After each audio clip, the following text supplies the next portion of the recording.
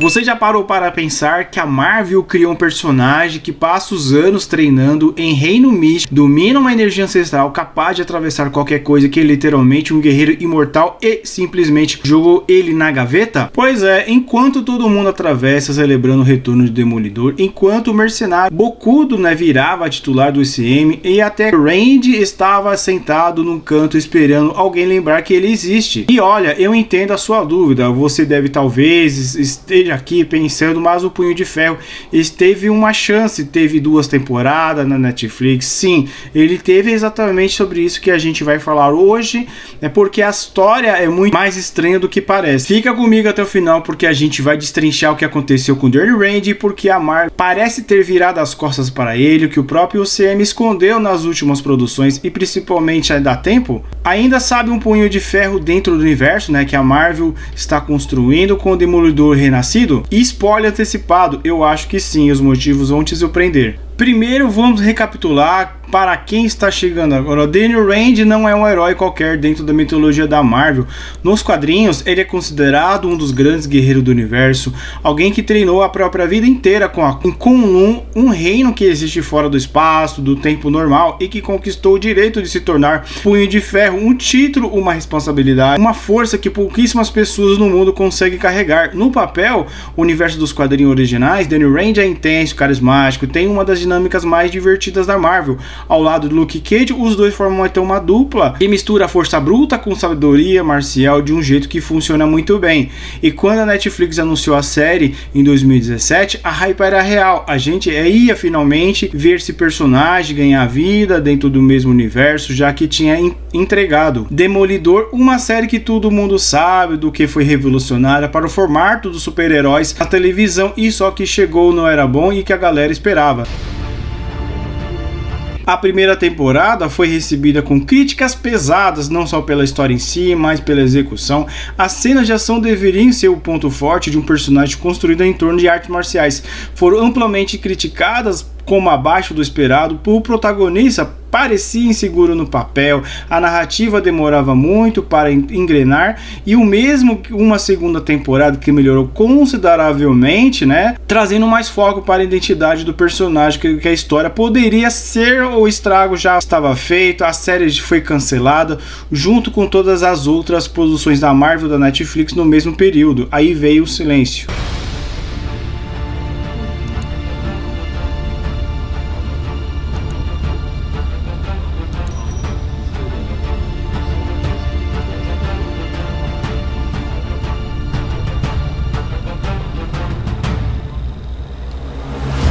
Danny Rand é um homem branco rico que aprende cultura oriental e se torna o escolhido dessa cultura. Essa narrativa tem envelhecido muito mal, e a Marvel provavelmente está com receio de reintroduzir esse ângulo sem uma reformulação profunda. E outra teoria, menos falada mas igualmente interessante, que a Marvel pode estar guardando o Punho de Ferro para um projeto específico. Pensa bem, o reino místico onde Danny treinou tem conexões diretas com os 10 Anéis, com a mitologia do qual foi explorada em Shang-Chi.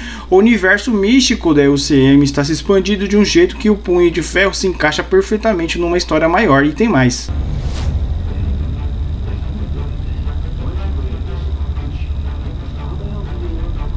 E em Demolidor Renascido, a série não acontece num vácuo, ela existe dentro de Hell's Kitchen, dentro do universo que tem uma história e que tem conexões, e os fãs mais atentos perceberam detalhes que não podem ser acidentais. A série está lidando com o submundo criminal em Nova York de um jeito que as portas abrem para os outros personagens que operam no mesmo espaço. A narrativa de Renascido está claramente construindo algo maior. O retorno do rei do crime para a política é só uma superfície.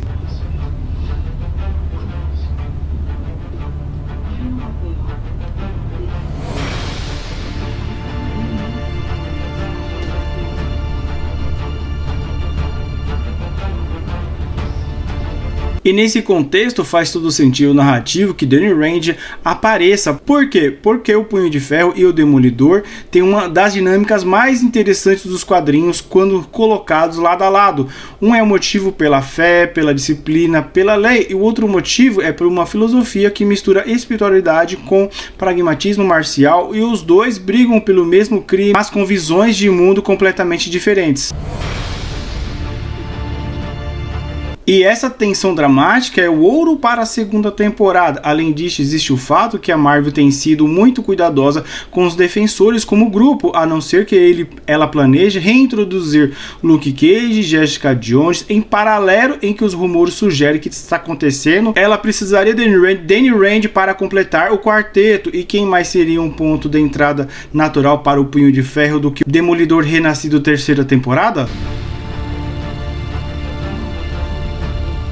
Agora, para ser honesto, não é só colocar Danny Rand numa cena e pronto. A Marvel precisa fazer um trabalho de reintrodução inteligente, ou seja, o personagem precisa de uma âncora narrativa mais forte, ele precisa de um propósito, claro, dentro da sua história, maior que o CM, não apenas aparecer como coadjuvante, mas ter uma razão de existir naquele momento específico da narrativa.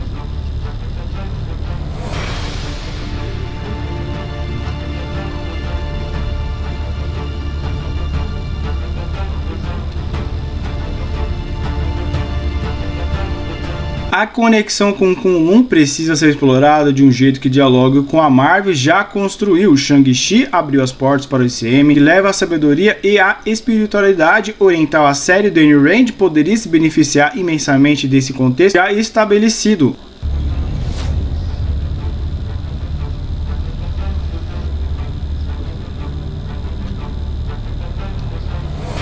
E tem um detalhe que poucos falam: em alguns roteiros dos quadrinhos, o manto do Punho de Ferro pode passar por outras pessoas. Se a Marvel decidir recomeçar o personagem com um novo ator, mantendo a essência e mudando a execução, ela teria liberdade criativa total. E não seria a primeira vez. O Hulk já mudou de ator e ninguém ficou esperando uma explicação. O Capitão América passou o escudo para outra pessoa, e isso é a coisa que o CM já demonstrou o que fazer.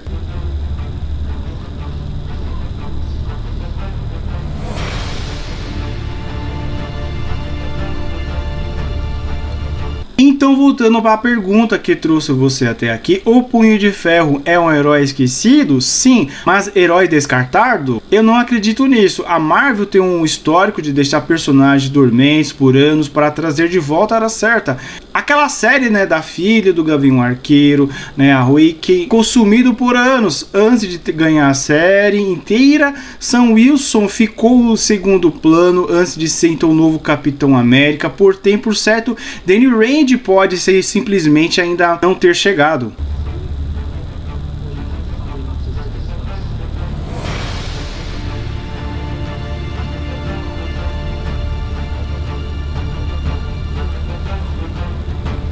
Demolidor renascido, primeira e segunda temporada, está construindo algo, e se a Marvel for esperta, ela geralmente mesmo quando aparece não está, o Punho de Ferro tem um papel nessa construção que a gente ainda não viu.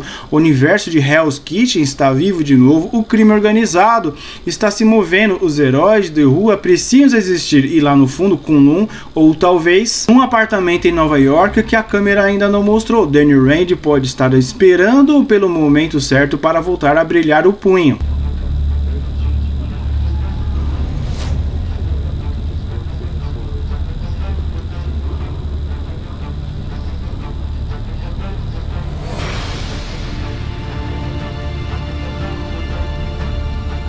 Ah, e se você quer mais ir muito a fundo da história do Punho de Ferro, além dessas séries dos filmes dos quadrinhos originais, não são um mundo à parte. A série imortal Punho de Ferro, a melhor versão do personagem que já existiu. Vale muito a pena buscar a versão encadenada. Eu vou deixar o link aqui na descrição onde você encontra.